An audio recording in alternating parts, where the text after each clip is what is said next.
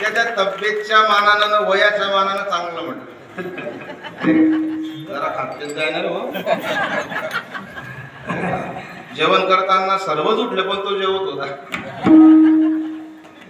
आमचे काका म्हणत होते महाराज डिझेल इंजन पेट्रोलचं इंजन मागे नाही पडत, ते पिकअप देत आहे का. छान बरं का. त्याच्या तब्येतच्या मानानं आणि त्याच्या वयाच्या मानानं फार गोड म्हटलं चाल बरं का, फार गोड. कल्पनेची बाधा बोधे बाबांनी शिकवलेली चाल. विठ्ठल विठ्ठल